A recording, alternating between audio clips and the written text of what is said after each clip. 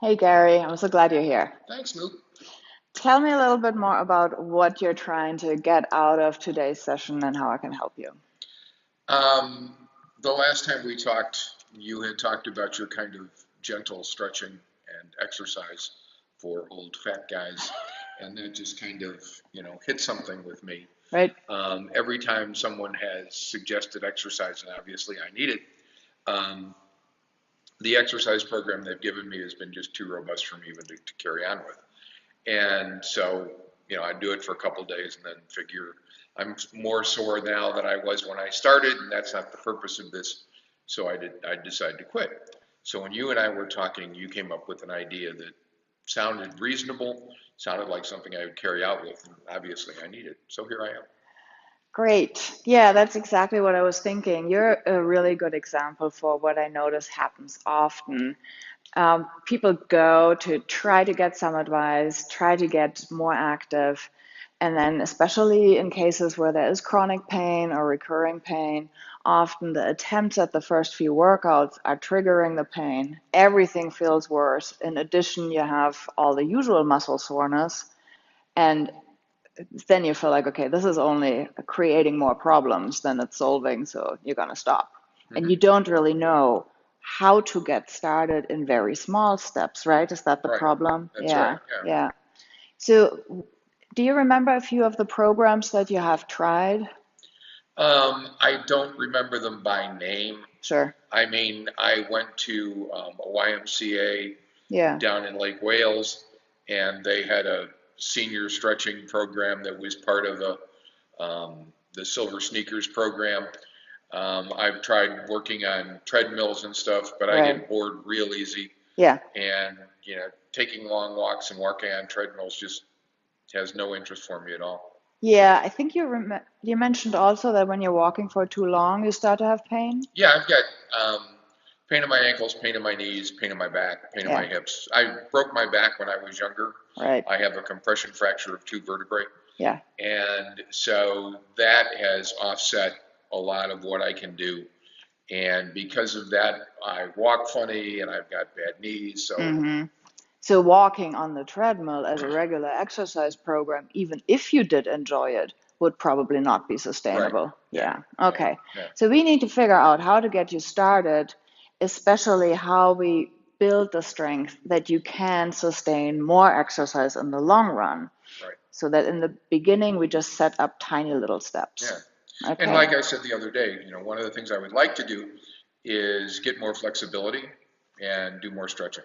Perfect. So we'll get started on that. Thank Okay. you. Well, tell me a little bit more about what do you want to be able to do? Basically live, I Good. mean, it's very difficult just getting out of a chair, Right. standing up, getting up out of bed. Mm-hmm. My back will hurt, and I make all sorts of funny noises when I get up. Um, get more limber so I can do things like tie my shoes easily. Okay. Um, just bend over and walk and be able to stand for a long period Yeah. of time. Yeah. If I have to go somewhere where I know that I'm going to be on my feet for several hours, I know that I'm going to be paying for that for 2 or 3 days. So I'm trying Right. to get myself built up to where I can do that without pain or without the residual pain that goes on for so long. Yeah. Yeah. Good. And I think a lot of people can relate to that. I mean, it is the pain when you're first getting out of bed or when you stand up from a chair. But then it's also these issues of flexibility that you mentioned, right? When you say you want to bend forward to tie your shoes and you have trouble just doing this, right? Yeah, Yeah. yeah, And then it's also when you are standing or when you're walking for a longer time, things start tightening up. The pain keeps creeping up until it hmm really becomes unbearable. And you already know it's going to be sore for several days, yeah. right? Well, I've got bad ankles, bad knees, Yeah. whatever. And so when you're standing or you're walking for long periods of time, that's when it really starts to hurt. So anything I can do to ease that Yeah. or to, you know, simplify it, Yeah. make it better Yeah. would help. Yeah. Okay. Do you feel that the back pain is the worst, or is it the knees in daily No, life? I think in talking to doctors throughout the years, Right.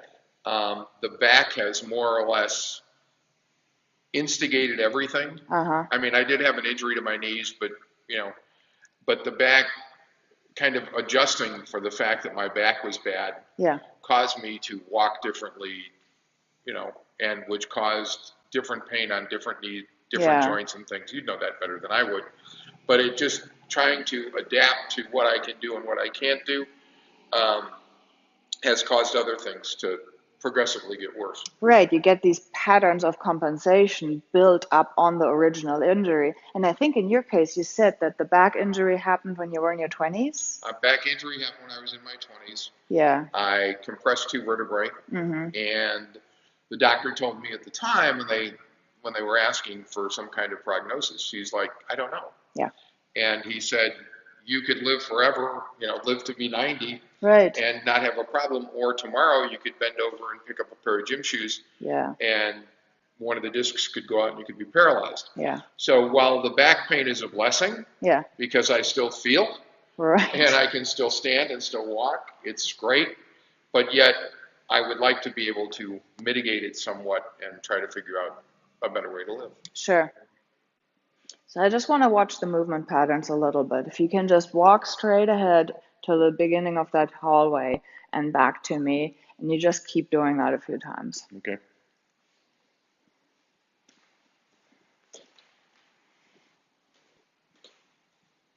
Okay, and you keep going. So I already see that it looks like you're stepping a little heavier onto the left leg. It looks like that has to carry a little more weight. Is the left one the one that hurts more right now? I notice you have the brace on there. That's why I went for brace. Yeah, It's the one that is the most susceptible to right. pain. Yeah, And so I know if I'm going to be standing for long periods of time, I should wear the brace and just good. to protect myself. Yeah, just do it a couple Keep more going. times because it's been changing since you've been walking.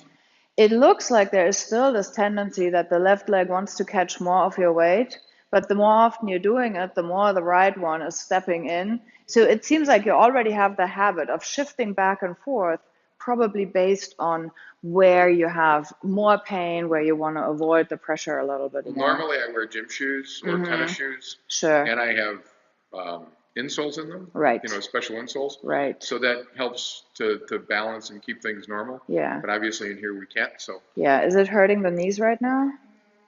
So it's okay. You can do it right now. it Yeah. takes a while for that to start hurting. Yeah. Yeah. It's not something that Yeah. comes on and comes off. And when I look at the pelvis while you're walking away, let's just see this again while you're walking away.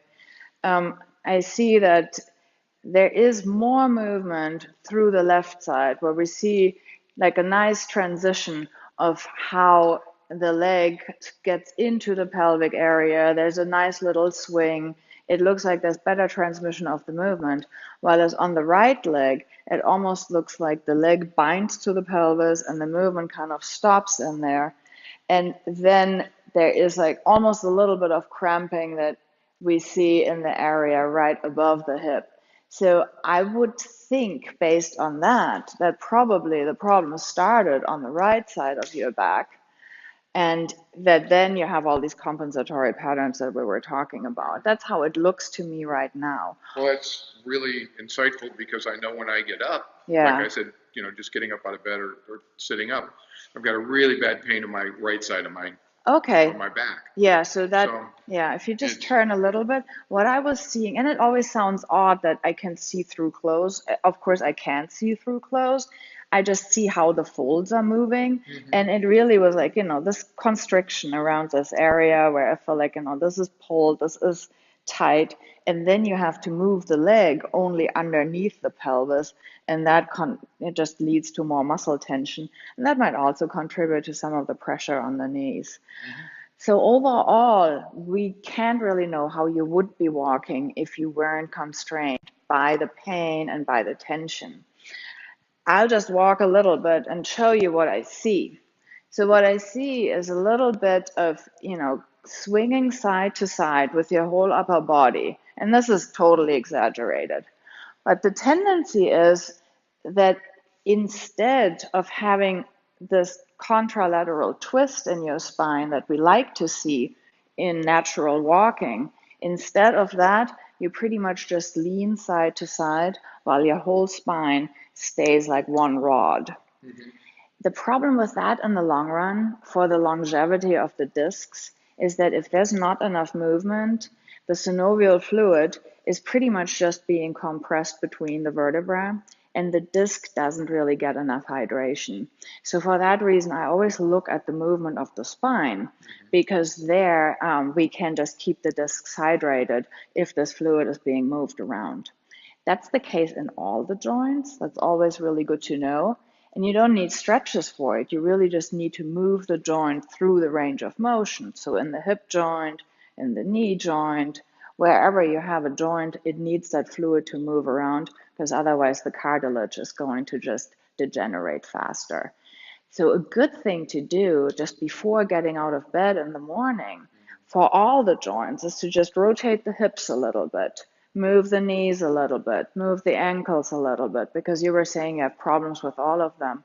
So that before the weight comes on, you just have as much distribution of the synovial fluid as possible. Okay. So, that's one idea to take away right Okay. away. Good. So one of the tests I like to do is to just check in with the pelvic movement, whether this influences the back pain, and it also will show me whether there is a shortening in the hip flexors that might be influencing the whole condition. So first we want to figure out what a pelvic tilt is.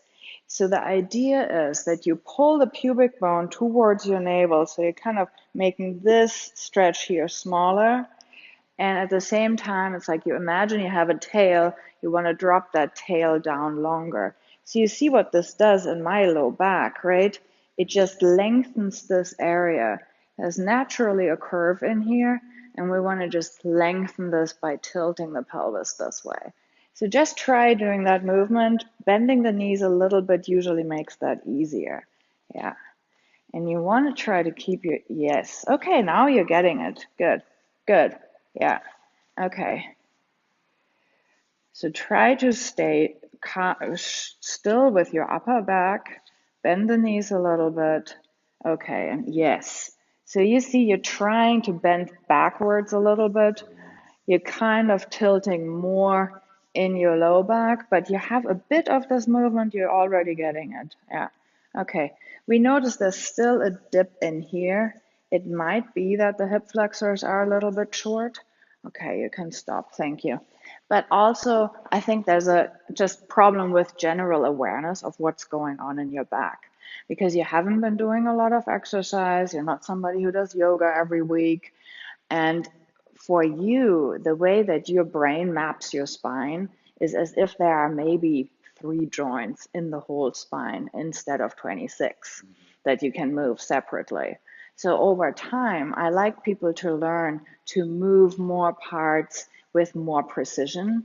And that's why I'm often teaching exercises that really make people a lot more aware of what is happening in their spine, how can they move all the different parts. So if you all have the same problem and you don't really understand a pelvic tilt and you feel like you don't know what you're bending in your back and what is moving, just check out this video because I'm really breaking it down there. So I want to try out something else, especially since it is kind of hurting you right now, and we can test directly whether we can mobilize a little bit in order to make it better or whether we find triggers. So you're already having the right idea because I notice you twisting a little. So for the ones of you who know the anatomy, I'm having my fingers on the sacrum itself, but close to the SI joints. So I would like you, Gary, to just twist a little bit to your right. Exactly. Yeah, look over your left shoulder. And I said to the right, and you twisted to the left, which is exactly what I wanted. You did exactly what I wanted, and I said it wrong. Okay, perfect. So now you've turned so far that eventually the sacrum follows the movement, which is what I wanted. Hang out here. So now what I'm doing is I'm increasing the pressure on the right side of the sacrum. And Gary, you super slowly come back to center. And you're one of the first people who really moves super slowly when I say super slowly. Most of them go back within like 2 seconds and they already think that's excruciatingly slow. Okay, you can stop right here, take a deep breath. Good. So what I was doing is pretty much just adding a fulcrum to just put down a little bit of pressure on this side of the sacrum. So after it came with his twist, then I was just holding here, and when he was twisting back, he has to do most of the twist out of the lumbar vertebra. So I'm activating these joints a little bit so they already start rotating instead of him being able to do it all from the hips. So now, if you look straight ahead, yep, just look into the direction that your knees are pointing. Okay, this already feels different because at first it really felt like there was a slight rotation where the right side of the sacrum came more towards me. So we're going to do the same move again. Let's try this again. So you just twist to the left. Now we figured out where left is. Excellent. And slowly come back just against this light pressure. And please yell at me if it hurts. Okay, excellent. Take a deep breath while you're turning. Very good. The breathing is really good because it kind of mobilizes everything from the inside. Perfect.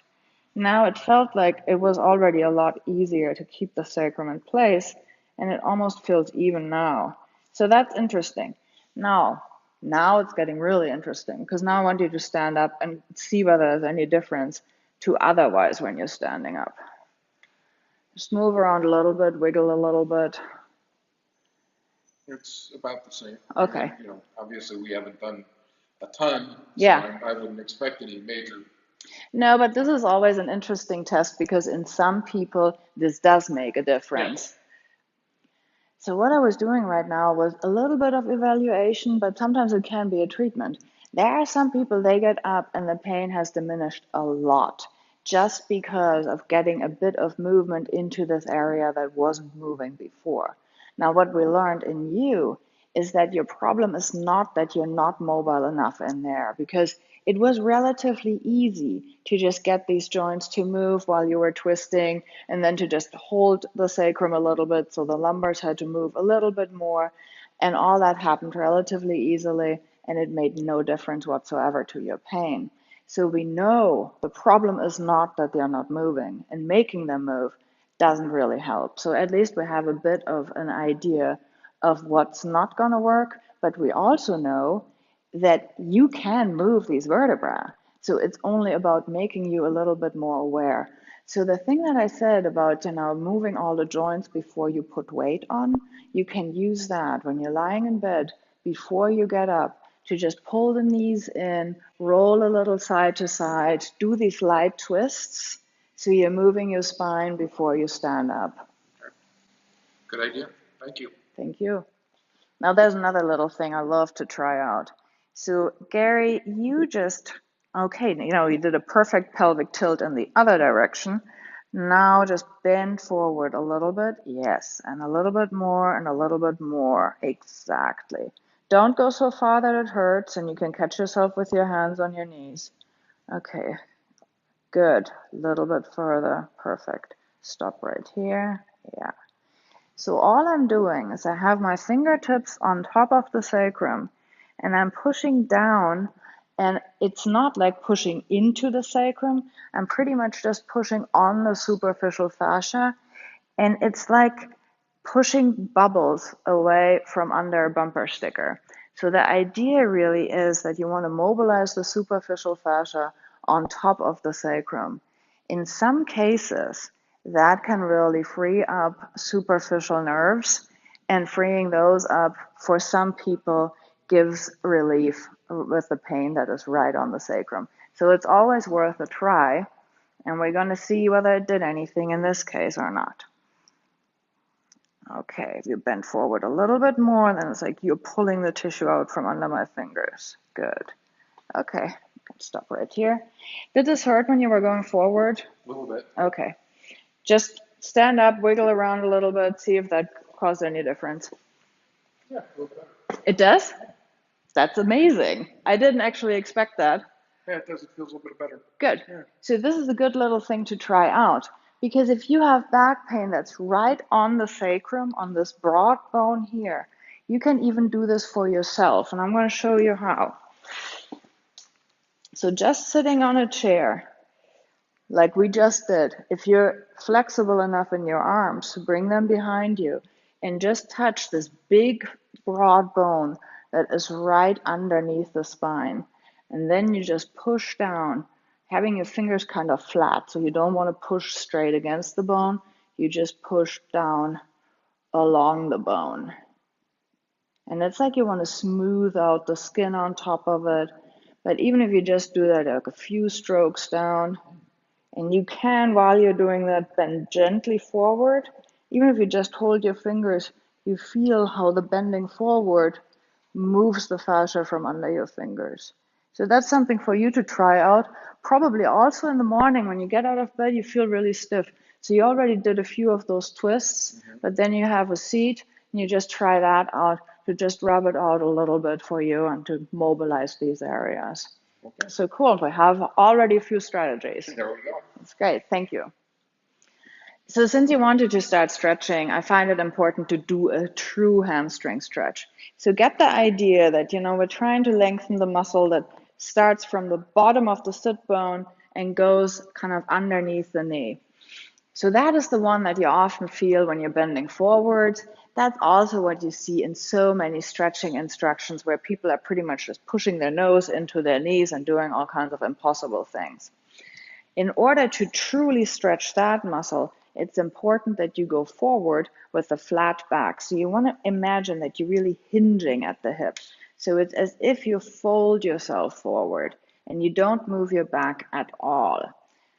The mistake that is being made the most often is that people do more something like this because the hamstrings are short, so they don't want to start lifting their butt up.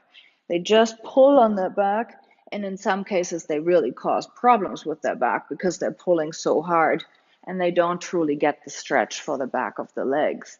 Now, you can try this out, and I like having something to support you in front of you by just bringing your hands onto that stool.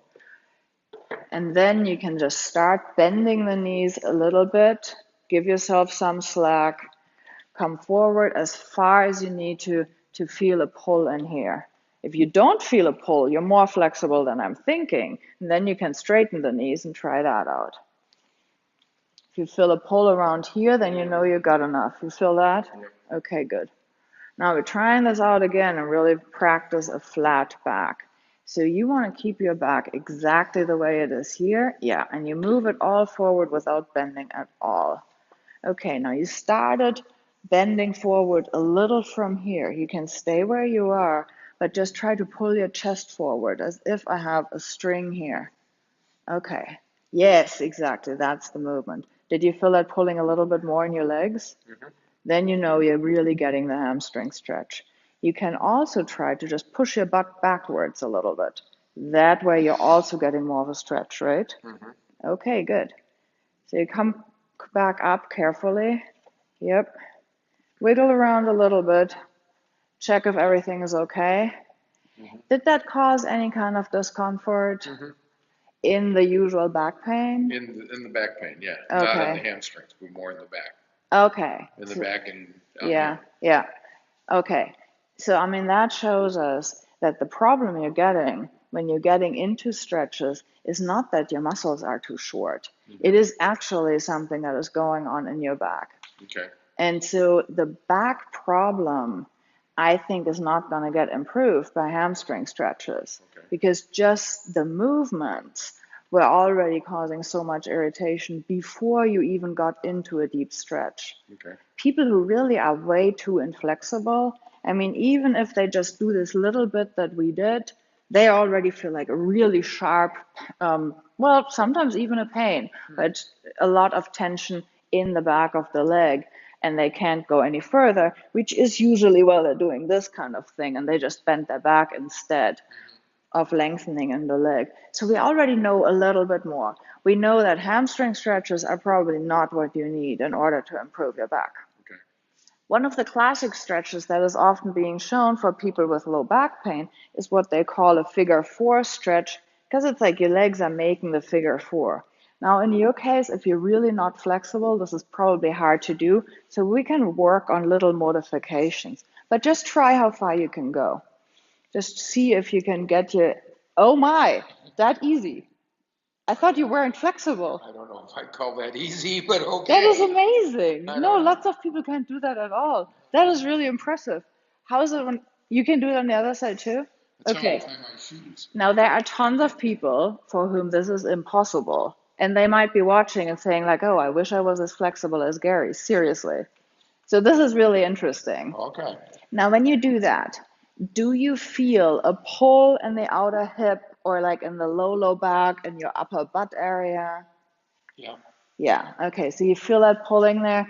Is it kind of comfortable? Like a light stretch can feel good? Uh, it just feels normal. Okay. I mean, that's Yeah, it's the what way you're it used always to feels every time I do it. every time you So tie your it's not like shoes. it's pain usually, but Yeah, it's there, it's tight. yeah, As you can see, it yeah, takes two hands yeah.